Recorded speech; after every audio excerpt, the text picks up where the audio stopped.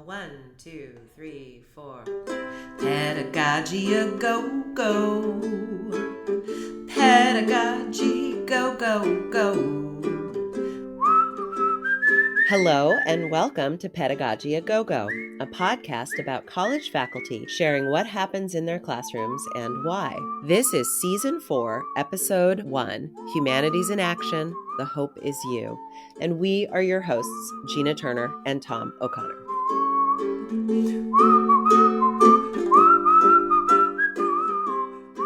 Hey Gina, welcome back. Hi Tom. Wow, it's been a minute, hasn't it? It's been a couple 100,000 minutes or So what's been going on? Anything interesting? too much. Exactly. But like you reminded me, it's been over a year for us, or just about a year since our last podcast recording. It is nice to see you again. It's nice to be back. Yeah, ditto.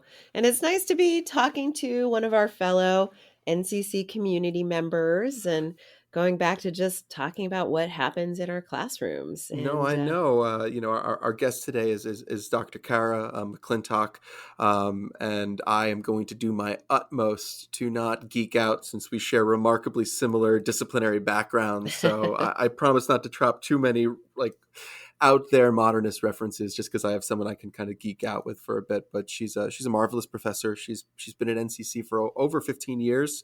For 10 years has been one of the coordinators of our honors program. And she's going to be a great person to talk to. But this is going to be a nice return to form for us. I think we'll address the pandemic elephant in the room as we move from pandemic time to endemic time, and as we all search for kind of a return to normalcy. This is a bit of a return to our classic format, Pedagogy Go-Go, Coke classic recipe. Yeah, I mean, a new normal, if there is ever going to be any such thing. No, there won't be, but I the idea gives me hope. It is the idea of once again feeling like things will once again be normal, though whatever it looks like will undoubtedly not. But it's exciting though to bring someone in who brings so much excitement into her classroom, to talk about what it's been like teaching through the pandemic and what we might be doing going forward. So it's going to be exciting to talk to her. Yeah, I'm looking forward to it. If you had just one word to describe yourself as a teacher, what would it be? Gina, I have no problem ever chit-chatting with you. I know. If it weren't so cold, we would have been chit-chatting outside of our cars probably until it was time to do the podcast. Absolutely. Can we just be clear that it's March 30th and there was snow and sleet outside as of an hour ago? Oh my so God, that seems unfair. But yeah. Cara, welcome to the podcast. Welcome to Pedagogy a Go-Go. We've long wanted you on. We're excited to have you here today. Whenever we have a guest on, we like to begin, because this is about teaching and pedagogy. We like to begin by asking our guests to tell us a little bit about what classes you teach. Here at Northampton Community College. You're obviously in our English department, and what's your discipline? What draws you to that? What excites you about teaching within your discipline? Yeah, definitely. So I teach a variety of courses. I've taught developmental English courses in the past, but I haven't done that in a while. But I currently spend most of my time teaching Irish literature, honors Irish literature, and several women's studies courses. So Intro to Women's Studies, which is a humanities course, and Women in Politics, which is a poli-sci course. So when I first got hired at Northampton, one of their interview questions was, what would be your dream course to teach here if we hired you? And I said Irish literature. And so then when they did hire me, they said, okay, now you have to make this course for us. And so I did. And it's funny, someone who used to be the registrar at Northampton went to Gettysburg College with me as an undergraduate, and she saw my syllabus for Irish Lit, and she's like, I recognize that syllabus. That was basically what we had at Gettysburg. So the class I love so much, I just wanted to be in the front of the room for it. So I spent a lot of time with that, and then After the 2016 election, I started teaching women's studies courses because the outcome of that was so contrary to where I thought we were going. So I felt like I needed to exercise that part of my graduate work. As you mentioned, Tom, it was in women and gender studies. So I thought it was time to teach that. And so I started teaching the intro course, which is a humanities course, which I love.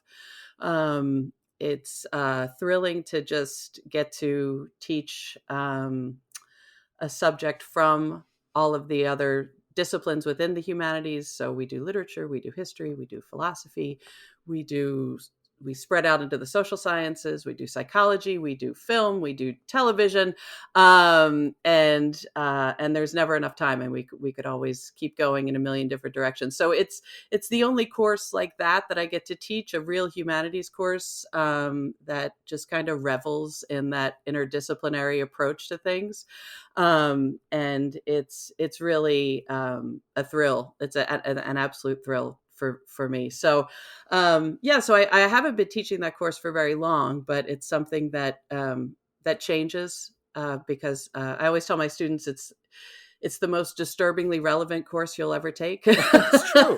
Right? You're never going to wonder, like, what connection does this have to our lives? I mean, it's obviously is connected to our lives and to society. And, every time I teach it, it's a totally different course. I mean, 1 year when I was teaching it, the revelations about Harvey Weinstein happened the morning that I was driving to work, right? And so it's like, well, there goes my syllabus, right? There goes my lesson plan. We have to talk about this today, right? And everything that subsequent to that. I was teaching that class during the Kavanaugh hearings, right? And Gina and I have the same commute to work. So same thing. I thought, well, we've got to, just give the old heave ho to what I'd planned on teaching, and we need to cover this instead, right? So it's something that is so alive and so important, and most of the time, students are totally new to it, to the very idea of women and gender studies, and it's pretty thrilling for them to realize that this is a discipline, and it's something that merits time and attention and scholarship. And so by the end of the class, I always tell them everything will be women's studies by the end of this class. Right? So we're going to start off with history, literature, but by the end, everything is, right?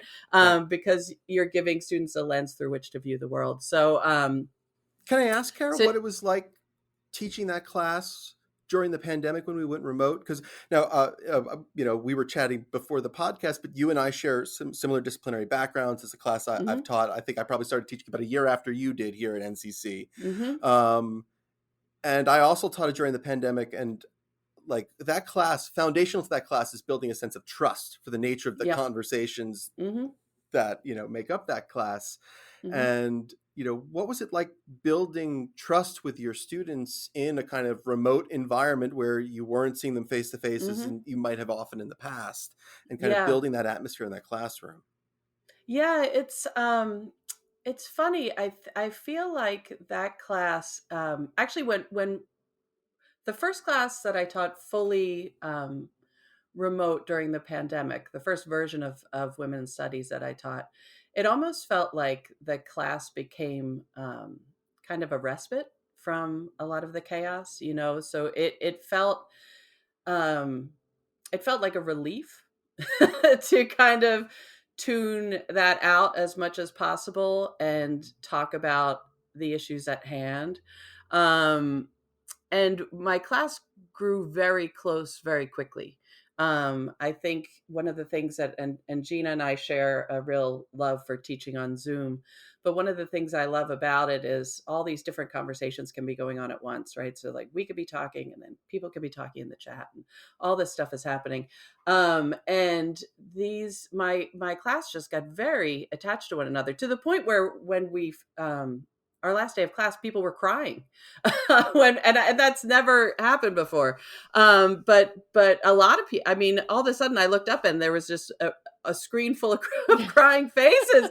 And it was really, really moving, because we had this just kind of time and space together to set aside where we would see one another and talk about how these issues affected us, and talk about a subject matter that felt pertinent and relevant to people's lives. And so it was sad to it was really, really sad to say goodbye, because it felt like a really strong community had been developed over the course of the pandemic. And for me, it felt like I was, when I walked into my office, it felt like, oh, good, I'm going to get to see these people again, right? We're going to get to have this time to connect. But one of the things I sometimes do with my women's studies courses in particular is narrative for story exchanges, where we talk about personal experiences and share personal experiences. So I think that's another way to build that sense of connection, even when we're physically remote from one another. Yeah. Well, Can you Cara, explain for our audience? Yeah. Go ahead, Tom. Oh, no, I was just for our audience who might not be familiar with narrative 4. Can you explain simply what narrative 4 is and the process Sure. by it? Because it's really fascinating. Yeah. So Narrative 4 is a global nonprofit that was co-founded by the Irish author Colin McCann and Lisa Consiglio. And its whole concept is radical empathy, and how do you build the next generation of truly empathetic leaders, starting with students. And so the whole premise of this radical empathy, or how to the kind of process of kind of empathy and action, is this idea of the story exchange. So if, let's say, Gina and I were paired up, we would respond to a question of some sort, right? Let's say Gina and I once did a story exchange around the theme of immigration, right? And so tell a story about any type of connection that you have to immigration, or tell a story about, what it feels like to be the granddaughter of immigrants, or tell a story about whatever, anything, right? Any topic. So I would tell my story to Gina, she would tell her story to me. And then in a larger group, we would retell one another's stories from the first person perspective. So I would say, hi, my name is Gina, and this is my story. And I would retell her story from the I perspective. And so it's that idea of not just listening to someone, but really embodying their experience as much as possible. So that's where the idea of radical empathy comes from. And then in that way, that story kind of lives within you and touches you and influences how you then think about that topic or that experience from that point onward. It's something that once you get involved with it, we can do this in our classrooms. We can connect with other offices that Narrative 4 has throughout the world, and in Ireland and Mexico and South Africa. So it's just really trying to build this global community around the theme of empathy and empathetic leadership. So it's something that we've done at Northampton. It's something that we've done with our Women's Caucus. We've done quite a few story exchanges focusing on gender and the lived experience of gender. But it's something I also do in my classroom, particularly with my women and gender studies students. So that sense of deep connection and of respecting someone else's voice and story kind of hopefully runs through everything we do. So. Well, my question, Cara, was it actually connects well with the Narrative 4. And I also want to put a pin in your talking about the Women's Caucus, because that's another initiative that has been a fairly recent initiative. And I would hazard to say that in response to some of the situations that are going on in the world right now. But the question I had for you before had to do with that building community, even online. And you mentioned that it feels like a respite for your students. And I wonder if it also doesn't feel like a safe space to actually talk about the world as it is right now. Because I know for my classes, I haven't written a new class in response to the pandemic, but I wildly changed the materials that we read so that it was very relevant to the social justice movements, to George Floyd, to all of the things that happened in the summer of 2020 regarding social justice, regarding anti-Asian hate crimes, as well as, of course, the pandemic itself. I teach a health psychology class, so it's basically a COVID psychology class in a lot of respects. So I wonder if your students are feeling like this is a place where they can share all of their thoughts and feelings in an explicit way, and that's in a way helping them and maybe even us as the instructors to manage, during this challenging time. Yeah, definitely. I mean, I think, you mentioned health psychology, just if we're having a Zoom, class and I notice that someone has their kid with them, right? It's like, okay, that's women's studies, right? That's childcare is women's studies. How the pandemic disproportionately affected women is women's studies, right? So all of that, I think it makes sometimes the question with the humanities is what's the point, right? I had my Irish Lit class watch this really out there Beckett play the other day, and one of my students is like, as I was watching it, I just thought to myself, like, why is she making us watch this? And I was like, please tell me it was Endgame in the garbage can, Please put that on my faculty review, please. By all means, why would she do this to us? But sometimes the relevance of the humanities is in question, right? And so I feel like when you teach something like women's studies, the relevance becomes immediate, right? It's because it or things like public humanities, which is another really, something that I try to do with my students. It's like, why are we doing this? Why we're doing this is obvious, right? It helps us better understand our society and then also better understand where activism intersects with that. And I always tell my students, this isn't a class, the stereotype is I'm about to indoctrinate you. Welcome to women's studies. Here's your indoctrination, right? But I think what I show them is that this is what a legitimate field of study looks like, right? Let's, this isn't about political indoctrination. This is about understanding kind of what the living nature of the humanities, how they can help us reflect on our own lives, how they can help us make change in our own lives. From analyzing gender in Marvel movies to talking about the repercussions of the pandemic, right? It's all to talking about women in the judiciary and, Judge Jackson, right? That's everything, right? It's obviously relevant. Well, I kind of have to pick up on this. I know we're going far afield of our scheduled questions, but what we do.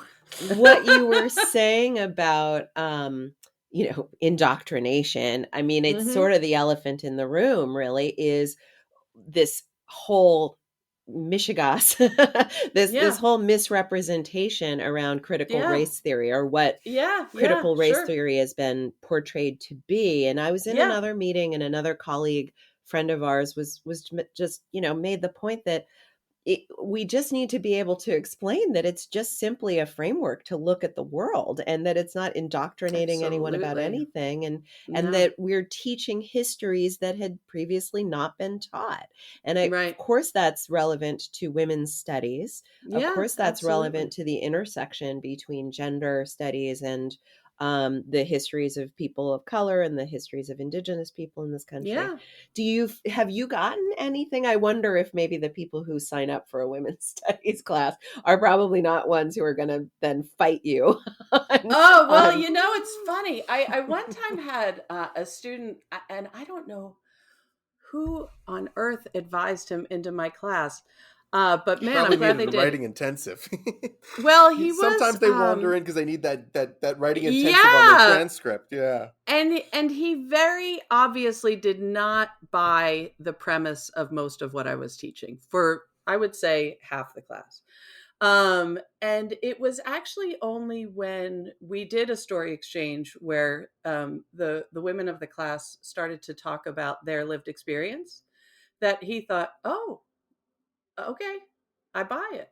And it was really interesting. You could almost see, and it was because it was a critical mass, right? It was a room full of people who said, it's the whole premise of the Me Too movement. It's happening all the time, all the time, all the time, all the time, all the time, all the time, all the time. And when he heard the kind of preponderance of those stories, he then bought into the class in a way that I had not been able to convince him to up until that time. And he, in a really fascinating exchange, he talked about where he learned lessons about what it means to be a man, and he got heard. And he actually asked to partner with me in the exchange. He said, "Can I be your partner?" And I said, "Absolutely." And it was really hilarious because he said, "Hi, my name is Cara, and this is my story." And then he stopped and he said, "Am I allowed to say that?" And I said, "Yeah. That's what you're supposed to do." But it was kind of this cracking open of, that's the best thing about a community college, right? Is that we get everybody. We teach everybody from a million different disciplines. I don't know if I'd want to teach women's studies anywhere other than where I do. I don't think I would. I honestly don't, because there is both a sense of excitement around the topic that we get with our students, but there's also a moment that inevitably comes of real sadness, because they always come to a point where they say, "Why haven't I learned this before? Why did it take me to get into college before I learned any of this?" Right? Mm-hmm. So all this brouhaha over things like women's studies and critical race theory.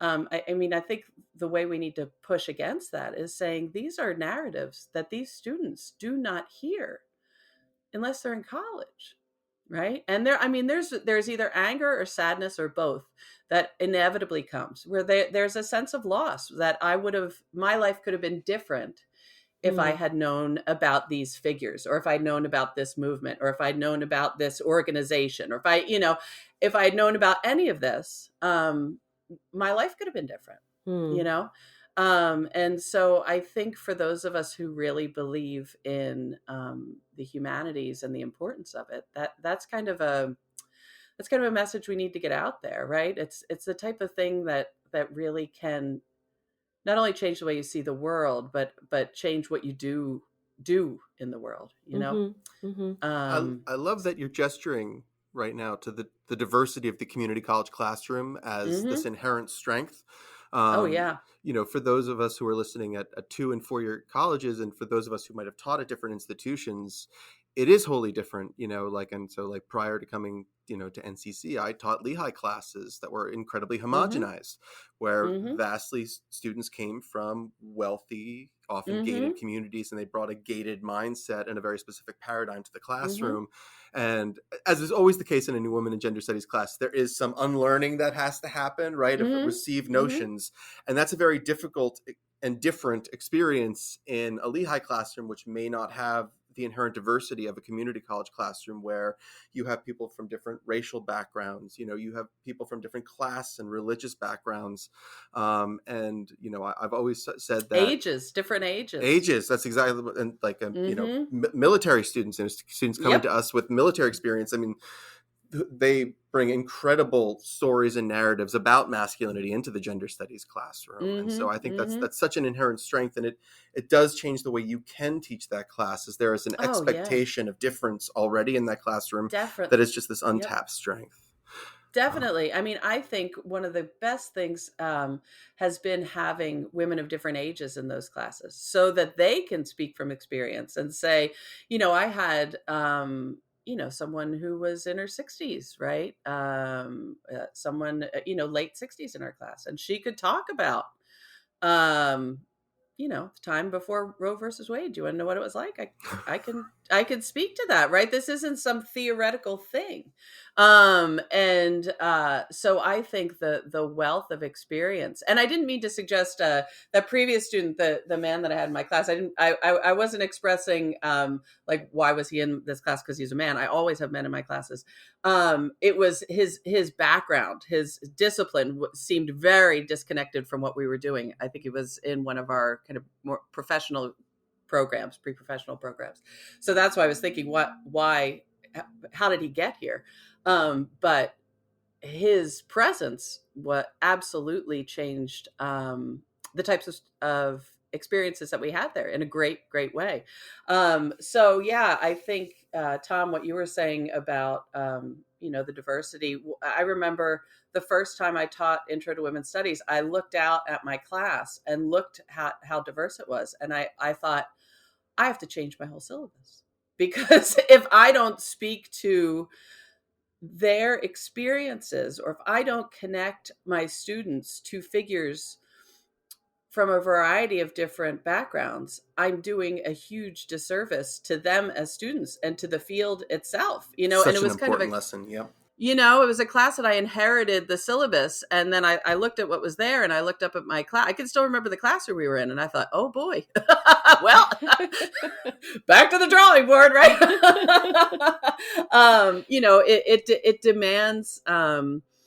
It demands a diversity of representation, absolutely, as a discipline, and again, I think you do students and the discipline a disservice if your work doesn't reflect that, So as you can tell, I think you asked me like 30 minutes ago what classes I teach. I kind of like teaching this one.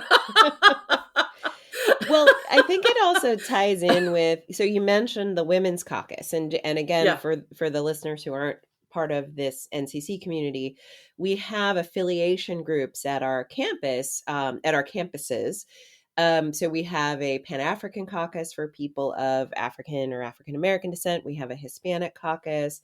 And in the past few years, we have actually now developed 3 additional caucuses. So we have one that is focused on differently abled people. It's called Invisible Disabilities.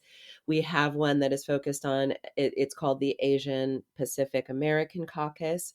And now, of course, we have a Women's Caucus. Can you talk a little bit about why you think there was a critical mass, certainly for the Women's Caucus to be developed, and maybe even for these other caucuses to be developed?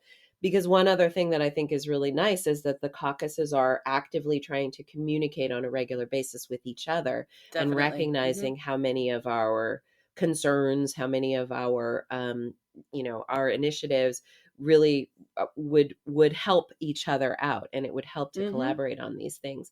And also, it's a compound question, in what ways do you feel like the presence of a Women's Caucus helps with the students in your women's studies class and the students at our campus in general? Yeah. So before the Women's Caucus formed, and Gina, you know this because we've intersected on this as well. I was the Kopacek chair for 3 years. And my programming was around to celebrate the 100th anniversary of the 19th Amendment and women earning the right to vote. And the culminating year was 2020. Perfect, right? And I had all these amazing trips planned where we were going to DC, and we were taking these guided tours of the National Portrait Gallery. We're going to have all these amazing experiences and speakers of films and incredible. And then kaboom, right? Everything screeched to a halt. Can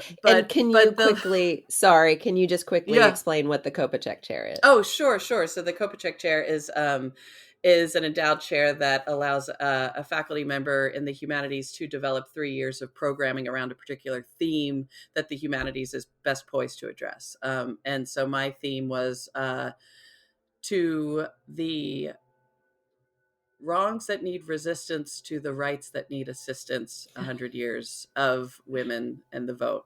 Nice. That's not that quote is from Carrie Chapman Catt, I think. So yeah, it's a good one.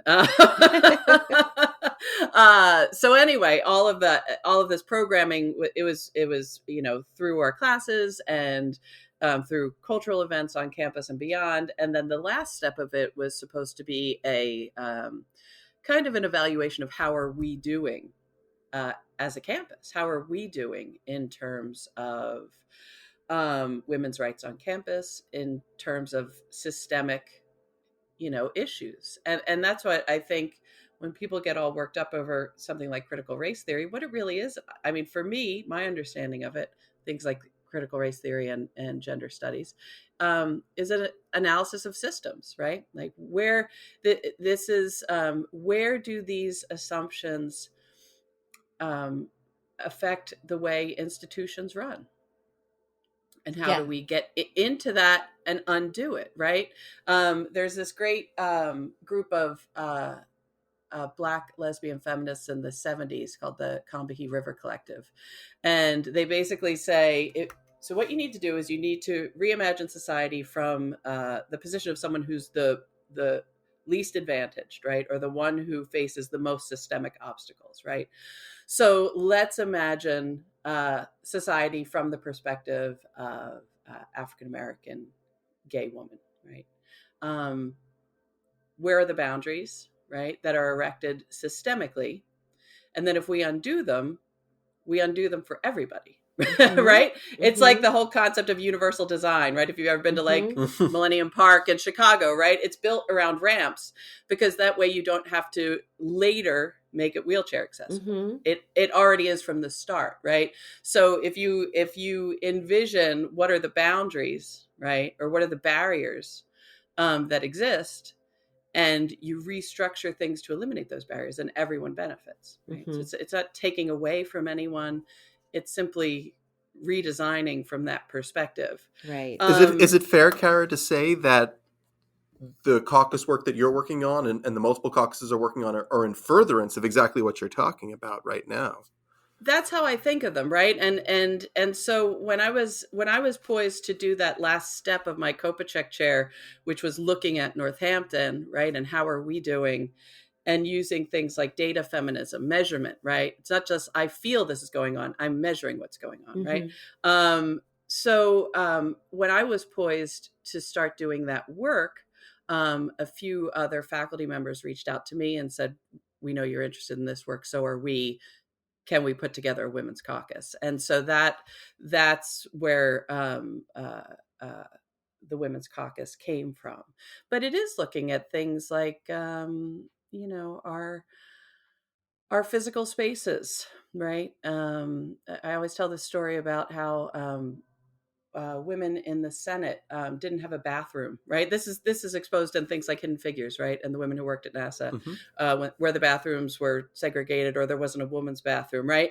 There wasn't a woman's bathroom near the floor, right, of Congress, because there was no assumption that women would be there. Right?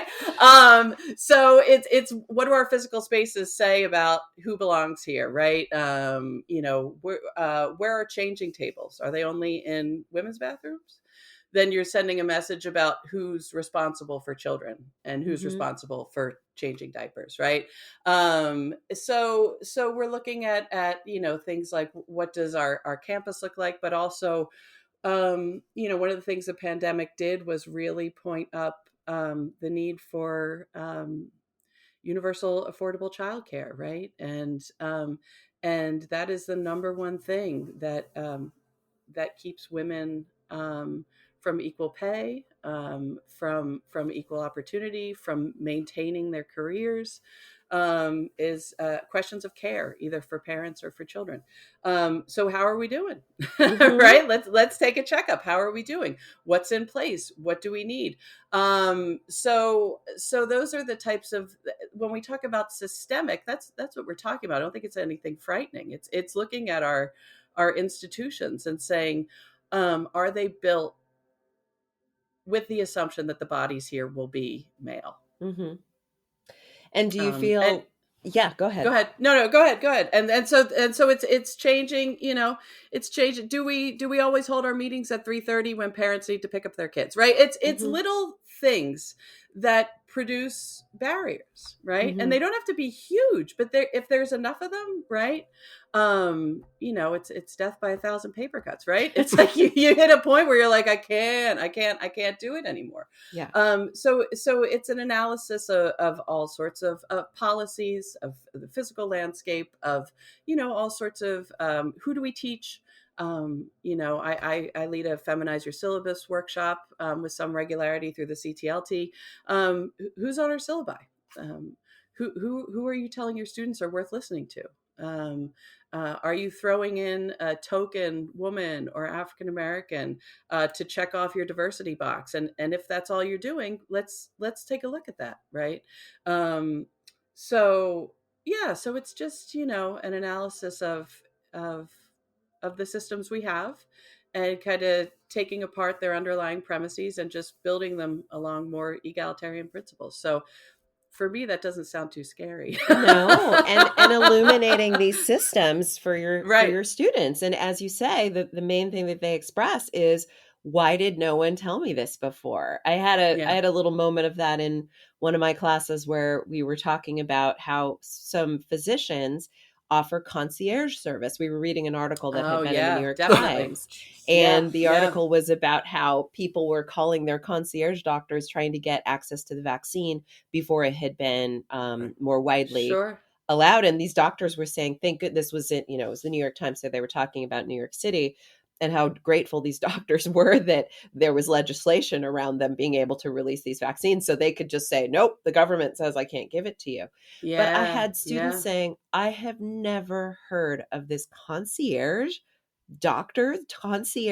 service that you pay $20,000 a year, and then that means you Yep. get whatever you want from the doctor whenever you. They couldn't stop talking about it. Oh yeah. Yeah. they were Absolutely. they were flabbergasted. So That's a yeah, Yeah, there's this great book called What Money Can't Buy by Michael Sandel, a philosopher, and he talks about that. Should you be able to do that, right?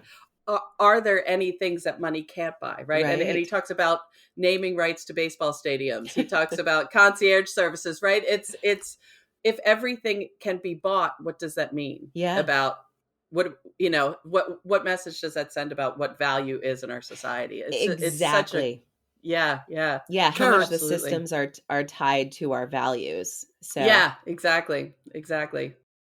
I wonder. I mean, so like, as we're talking about systems of power and the landscape that we live in, I want to draw us down to the landscape of education and students and teachers.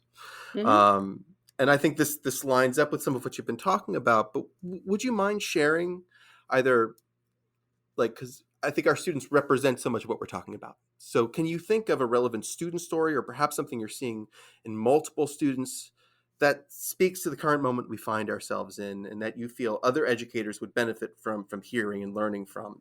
This could be a student built around a student's Hmm. success, but I also Hmm. think just as important are the stories of when that success was not available to that student. They could not Sure. achieve it for Yeah, the definitely. barriers to success.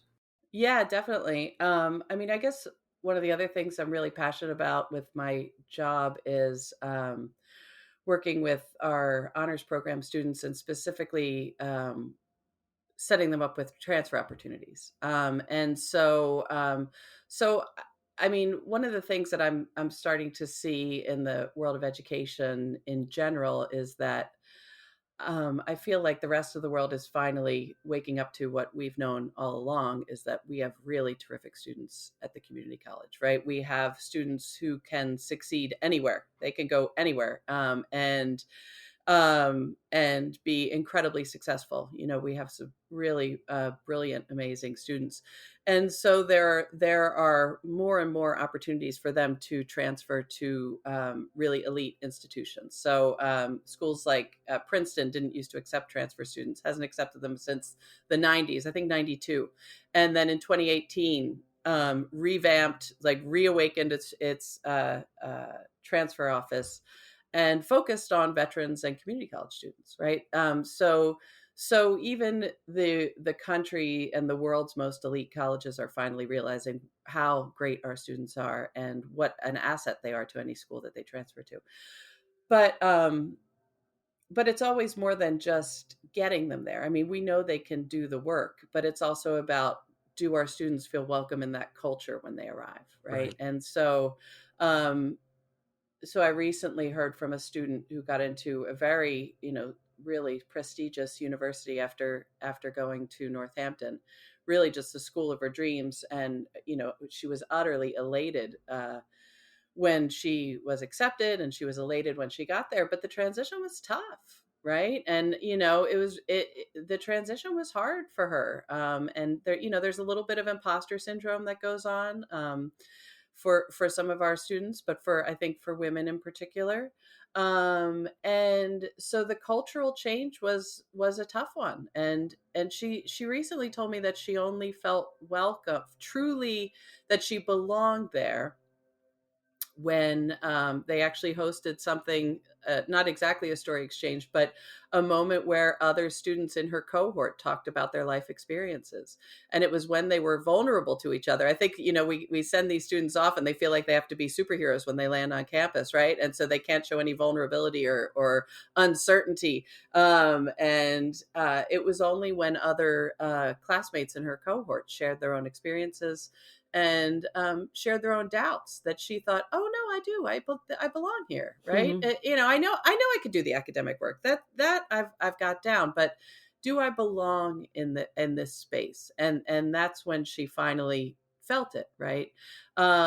So yeah, I mean, I see tremendous opportunity out there, for our students, both in our school and beyond.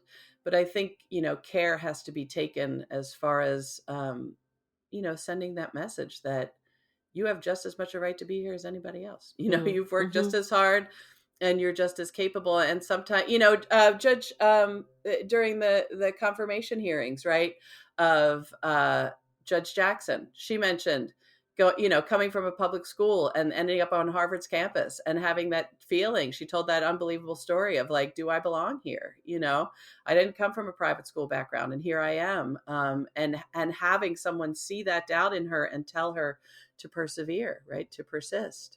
I think that's something that our students can really relate to. So, you're talking about not only creating these opportunities for our students, but then mentoring them and staying in contact with them with all of these. You talked about your class where the students broke down and cried at the end of the class, and then you talked about also sort of this overwhelm of looking at these systems and how do we change these systems. So how in the world do you avoid getting completely overwhelmed and burned out by all of the I know the passion is driving you, but at the same time, what are you doing to sort of protect yourself so that you can continue to fight the good fight? That's not enough.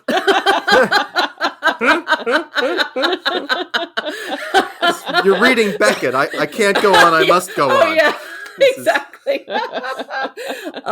Yeah, not enough. That's the shortest answer I've given. I don't think. I mean, it can be hard. It can be. I think the subject matter can be hard. I think and so I think in combination with the uncertainty of what's happening in the world right now, it can be very hard. I will tell you, when I had to drive to work, so I have like an hour and 15-minute commute like Gina does.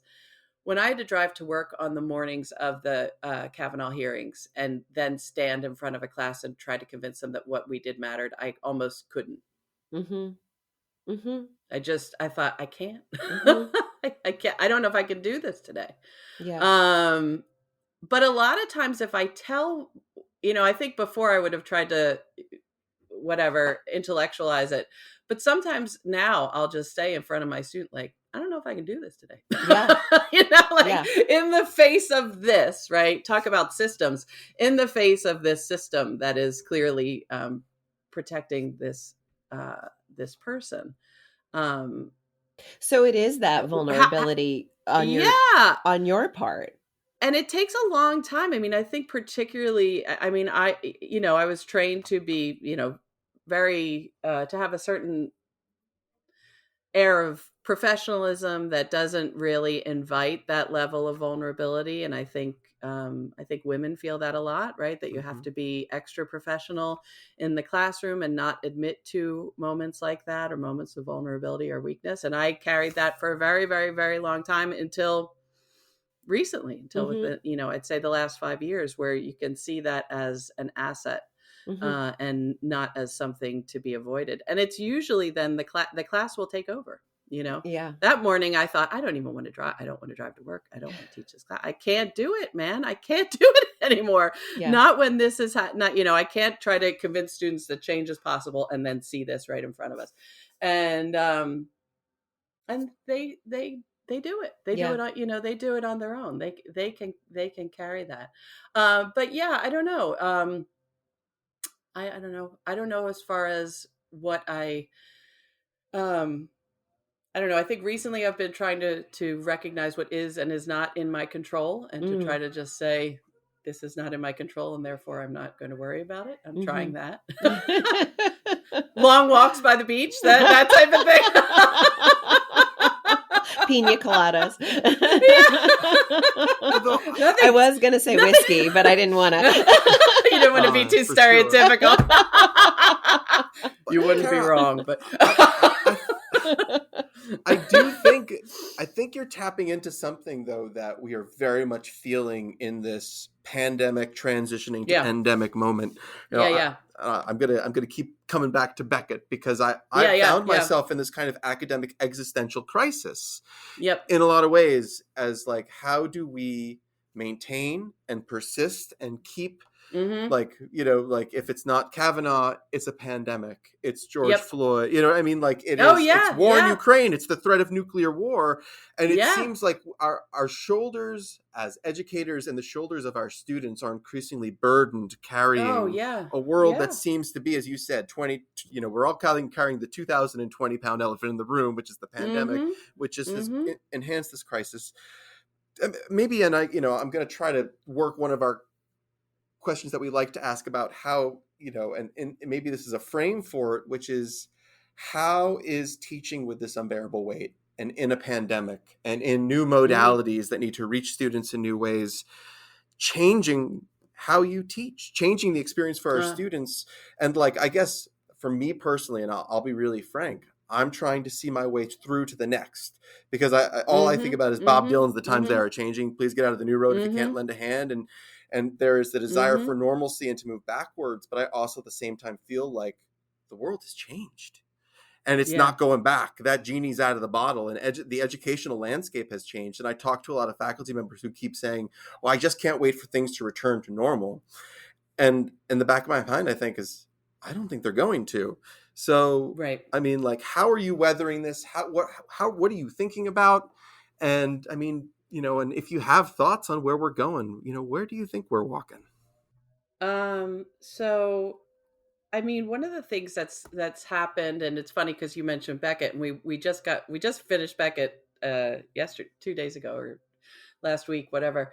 But one of the things that's happened in my Irish Lit class is, I think the period of time we're in now is bringing certain themes to the surface. So as I used to teach this one group of writers as our exile writers, right? So I teach Joyce, and I teach Beckett, and I teach some Elizabeth Bowen, right? So authors who express a sense of exile. But since it's shifted a little bit now, and now we talk about them as being authors who are writing literature about uncertainty. Right. And so it's kind of shifted how we apprehend them, or how we consider them. Is all of these authors are writing in a time of unbelievable uncertainty, right? And we kick it off, we go boom, right in the deep end with The Second Coming with Yeats, right? It's a cheerful class. So the center cannot hold. Slouching toward Bethlehem. I always say, yay, we're in Bethlehem, right? Slouching toward Northampton to be born.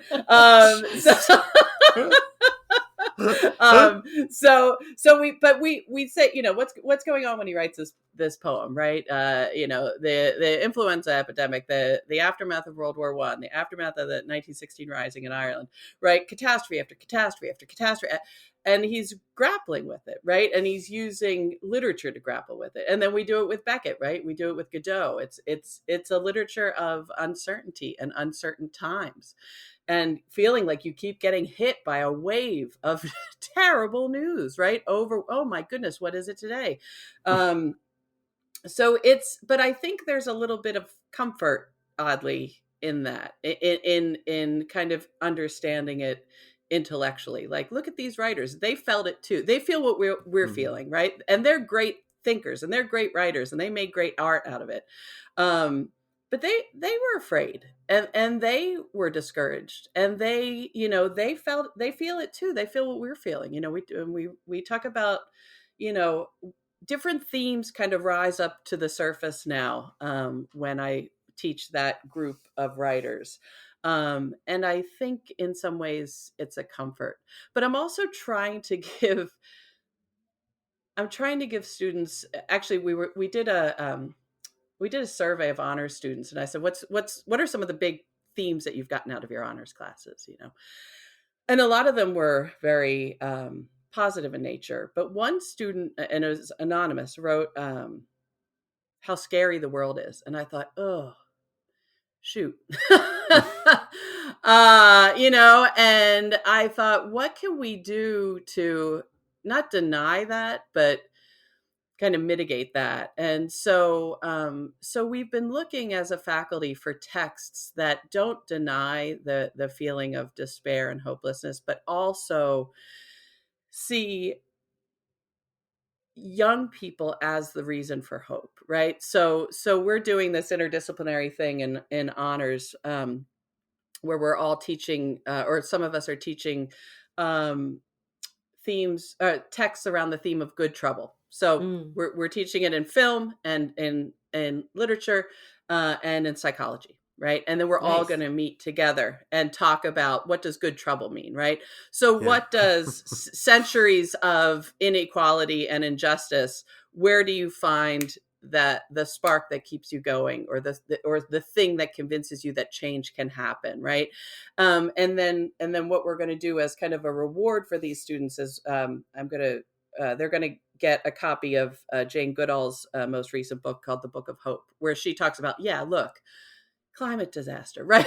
All these terrible things, right? Boom, boom, boom. You feel like you keep getting knocked over by a wave, but there's still hope there. And the hope is you. The hope is that you, as your generation, you think differently about this than we do. And you have room for action that the rest of us need to learn from. So I'm trying to find that, like you said, Tom, that Beckett quote, I can't go on, I will go on. I'll go on. I have to, right? Even when you feel like you can't, you do. Bravery is not the absence of fear; it is its acknowledgement and moving forward despite the fear and despair that one faces. It's not, that person did not feel afraid; they somehow conquered. Yeah, Cara, exactly. I'm not even going to try to throw a transition in here. I'm just going to lob this one at you. You got one word to describe yourself as a teacher. What is it? Enthusiastic. Okay.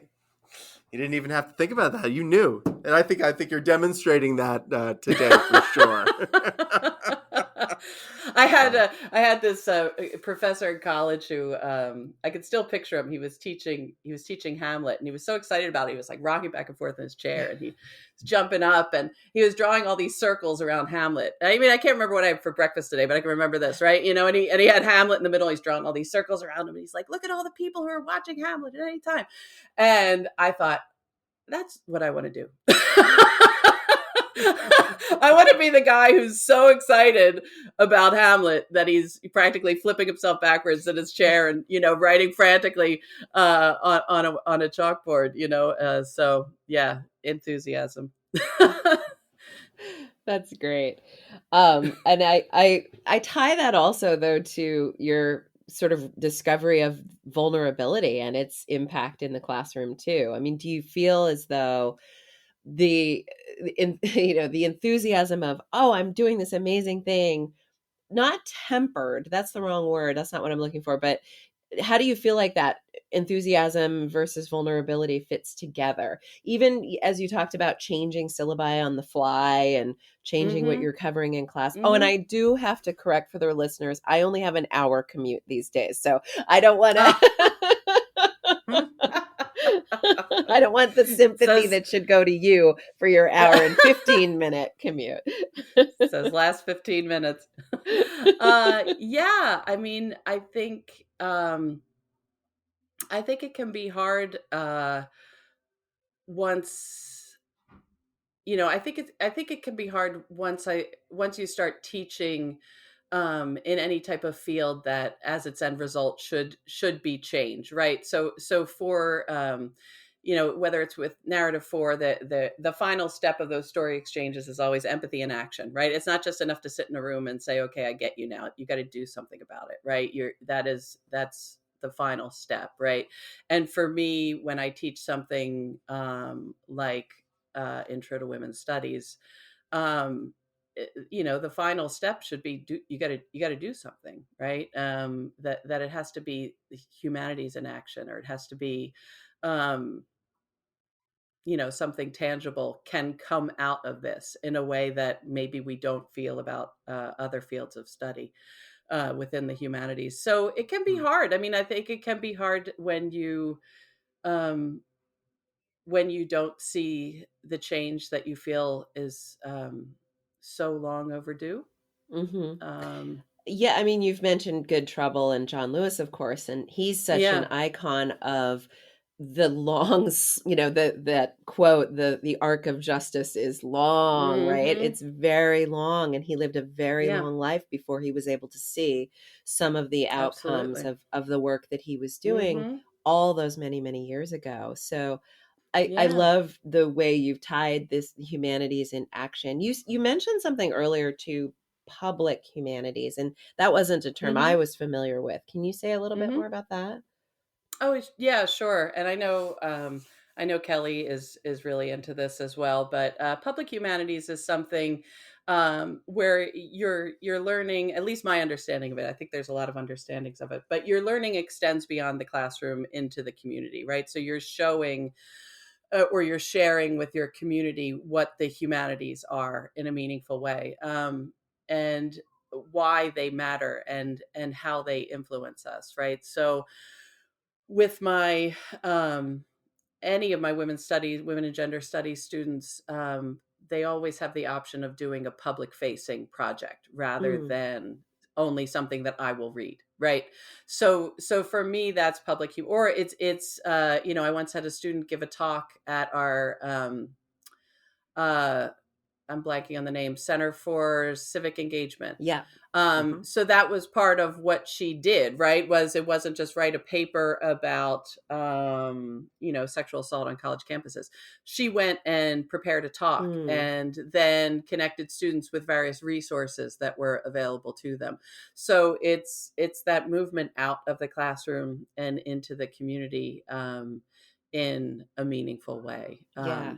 And it's funny. I have a good friend who works for an arts organization, and he said, I always feel like the arts can make a good case for themselves, because we could put together a report that says, uh, plays in your city bring in X million dollars a year, right? So you can prove your worth to a town, right? And he said, but sometimes the humanities have a harder time making a case for themselves. Hmm. Like, what's our value really? Hmm. And so for me, things like public humanities show the value of that. What's the value of studying these things, and then how does that move into our community, and how can we share that with our community? So taking learning out of the classroom and making it public facing. That I I love think that. that's so important and so powerful for every single discipline to be, how do we take this into the real world? How do we use this to better our lives and our Hmm. communities and our families and the people in the world? So I love that concept of public humanities. And what I've been hearing this whole time we've been talking is really you talking about how you're so versatile and flexible in the face of all of the things that you've had to face in these past few years. And I wonder if there's ways in which you're thinking about what you would like to continue to do moving forward, maybe from what you've learned by some of the pivots you've had to make over these last few years. But are you thinking about ways that you'd like to continue to develop and grow in the classroom with your students? Yeah, I think, Gina, it has to do with that kind of um, making the classroom more of a two-way street. So not only having students produce work that's going to be public facing, but also inviting. vary. It's one of the great advantages of Zoom, I think, is inviting other people into the classroom to share their work. So I teach a women in politics course, and for the first time, I'm going to have 4 women who are elected officials in state and local politics coming to my class. That's great. And interacting with the students. And, so we're going from, let's learn about state and local politics. Let's look at how many women are involved in state and local politics, which is all valuable. But now we get to meet folks, right, who've done it. And we get to learn from their experience. So I think I'd like to do more of that, more of kind of thinking of myself as more like a conductor, and kind of bringing in different voices and different people who from our community, because it is a wonderful place to live and learn, and I think showing our students what's possible beyond college by looking at these examples is I think we have a unique opportunity to do that when we teach like this. So absolutely. Is one of the political figures coming to the class the woman I'm thinking of who was a student also at NCC? She was my student last year. Yeah, she was my student. So I haven't connected with her yet, but I would love to get her back. Yeah, because I had her last spring. She better if you're doing the asking. That's right. Hey, Cara, we are just about nearing the end of our time, but before we let you go, we've talked a lot this last hour about vulnerability, and now I'm going to ask you to demonstrate some by sharing with us a guilty pleasure of yours that your fellow faculty members wouldn't know about. How much do I want to incriminate myself? Plenty. Definitely plenty. I watch, let's say I watch some TV that would probably be considered very unfeminist. And I will. Are we talking like Outlander, or are we talking like or are we talking just like ribald comedy like The Righteous Gemstones? I refuse to incriminate myself any further. I will leave it at that. Oh, we will talk more offline, Cara, definitely. That is all I will cop to. All right. Well, thank you so much, Cara. This is thank you. It's a delight as always to talk to you, and we get to share that fantastic laugh of yours with all of the listeners who have never heard it before. Turn it down. No. Enthusiastic and infectious. Turn it up. Turn it up. We hope so. Thank you so much. This has been a total pleasure. Pedagogy a go-go. Pedagogy, go, go, go. Jeez. Well, that was exactly as great as I expected it to be. Yeah, what a treat to talk to someone who is clearly so passionate, and, the word she used was enthusiastic about everything. It's like she's using every possible tool, every possible piece of material, constantly learning new things to bring into her students, constantly exploring new avenues to explore with her students. Yeah, it landed with me. I think Cara surprised me. It was like she'd been kind of reading my thoughts. We talked a lot about existentialism, about the weight of this moment and how we rise to meet it. And ultimately, I think that the bravery it takes to take another step every day, inside of the classroom and in our own lives. And I think that's been just to be vulnerable for a moment. That's been my crisis, this has been a really hard couple of years, as I think it's been for everyone. And a chance to talk openly about that, to talk about what it means, and to talk about change, the impetus for change, socially, political, the systems in place, and how, we can look towards a brighter future in times that kind of times, feel dark and overwhelming. Yeah. And I do also love how she talked about the past in a couple of ways that, we have lived through these incredibly chaotic and change-filled, dynamic, stressful, uncertain times, but that we also can bring these new lenses that we have from the present to look back at the past. So I loved the way she reframed looking at the authors in exile, those Irish authors in exile, and instead reframing them as authors Authors of of uncertainty. change and Yeah. uncertainty. Absolutely.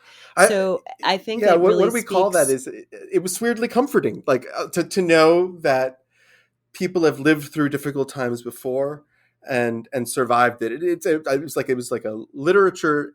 Schadenfreude is not the right word, because we're not taking pleasure in anyone's prior pains, but the difficulties that they've lived with in the past and the way that they express that is oddly enough hopeful for the future, is that this too shall pass. We will move through. Well, I think for me, it's not that it's going to pass. We're always going to continue to have to face really difficult times and really difficult challenges, and that we do learn from it, and that we can develop new ways of looking at things and start to listen to new voices and bring new paradigms to bear.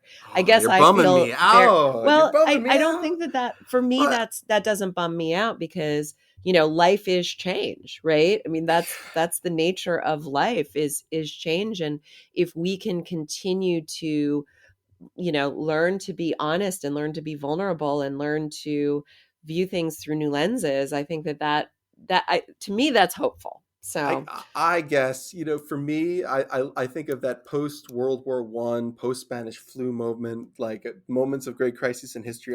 I believe we're in one, and I have to. It's like I have to believe in the idea of, even if philosophically, I may not believe in teleological systems, the idea that we may progress to some utopian perfect point.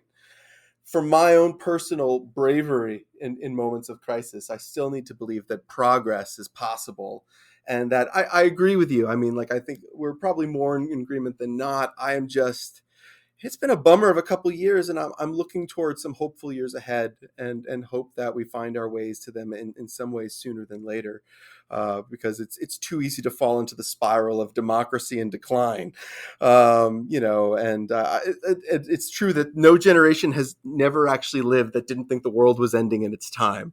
yeah. Um, I mean, I misquoted, the famous saying, "The arc of the moral universe is long, but bends toward justice." And that was it was attributed to Martin Luther King Jr. It was actually spoken by another person before him, but he, I think, gave it so much weight and power. But there was another individual whose name I'm not going to remember, who pointed out that, yeah, the arc is long, it bends toward justice, but it doesn't bend on its own. It right. requires action. Yes. And I Amen. think that's where I draw hope, is that Cara's students are drawn toward action. They are doing projects that are public facing. They are running for political office. And I think that's where I take the hope, is that there's always action to be taken, even in the face of deep frustration.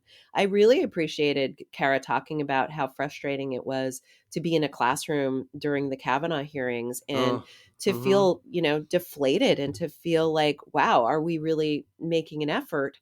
Are our efforts coming to any kind of fruition? And for her students to have taken over the class, I think that's what ultimately gave me hope from this conversation I'm not even with going to challenge Cara. that. That is a sentiment I can get behind 1,000%, and I Great. can't imagine that a better note to end on, actually. And I think that's one that Cara could get behind too. Terrific. Well, I will see you on the flip side. Indeed.